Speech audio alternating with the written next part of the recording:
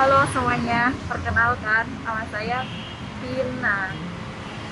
Saya asli Kabupaten Kediri. Di sini kerja saya apa? Saya pendamping penyandang disabilitas di wilayah Kediri dan Kota Kediri. Mbak dulu memulai karir ini dari mana dulu Mbak? Sekolahnya apa gitu? Dulu saya mulai menerjemahkan berawal dari ikut kumpul teman-teman Gergatin. Apa itu Gergatin?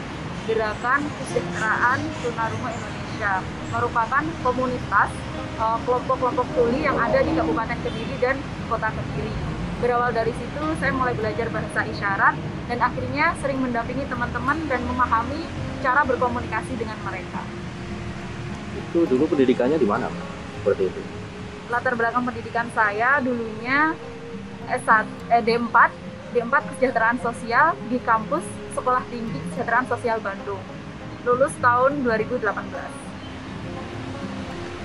Di situ apa Mbak? Ilmu yang diajarkan tentang apa aja? Dulunya jurusan dari pendidikan terakhir saya yaitu pekerja sosial, di mana di sana saya sudah diajarkan tentang cara berkomunikasi dengan berbagai lapisan masyarakat, salah satunya cara berkomunikasi dengan penyandang disabilitas. Kemudian mulai mengawali terjun langsung untuk pendampingan itu mulai kapan Pak?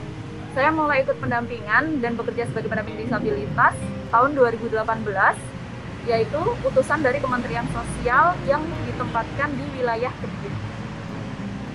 Kalau pendampingannya kemana aja Mbak?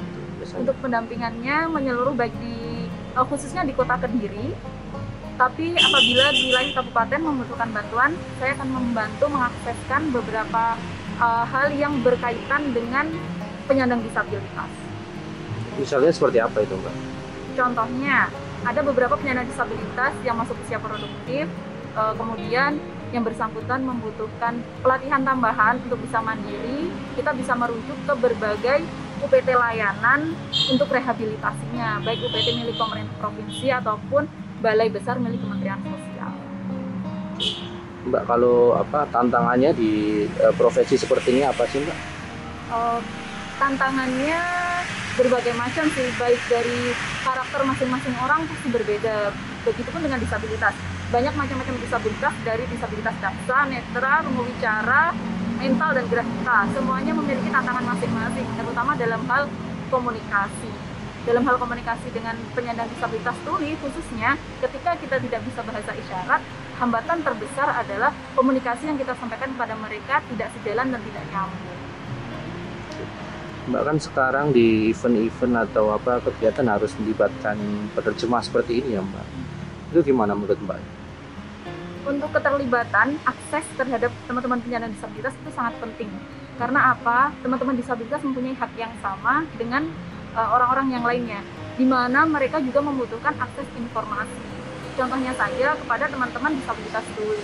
Ketika dalam segala macam kegiatan tidak ada akses untuk teman-teman tuli ini tidak akan mengetahui informasi-informasi yang ada di lingkungan ataupun informasi-informasi yang ada di publik. Maka dari itu sangat penting sekali untuk memberikan aksesibilitas kepada semua penyandang disabilitas, baik daksa, tuli, tuli atau tunarungu, netra, grahita, semuanya berhak untuk mendapatkan akses supaya teman-teman ini tidak tertinggal dalam mendapatkan informasi-informasi terbaru yang ada di lingkungan sekitarnya. Khususnya untuk teman-teman tunarungu, wajib adanya akses penerjemah dalam segala kegiatan, yang mana teman-teman tuli bisa memahami dan bisa mengikuti perkembangan apa yang sedang menjadi tren di lingkungan. Kalau di Kota Kediri apakah sudah menyeluruh atau masih ada yang masih belum gitu Pak? Untuk di Kota Kediri sendiri, beberapa kegiatan sudah melibatkan teman-teman disabilitas, baik disabilitas tuli maupun disabilitas daksa. Hanya saja biasanya ada kelalaian, tidak adanya akses penerjemah, sehingga teman-teman sendiri yang membawa penerjemah untuk mendampinginya. Tapi secara keseluruhan, semuanya sudah memberikan akses kepada teman-teman disabilitas. Walaupun masih ada kekurangan-kekurangan, teman-teman disabilitas bisa melengkapi dan memakluminya. Karena untuk menuju aksesibilitas dan inklusif memang tidak mudah, harus dengan berbagai banyak proses. Mungkin ada informasi tambahan Mbak terkait dengan profesi ini atau mungkin ke depan seperti apa untuk perkembangannya?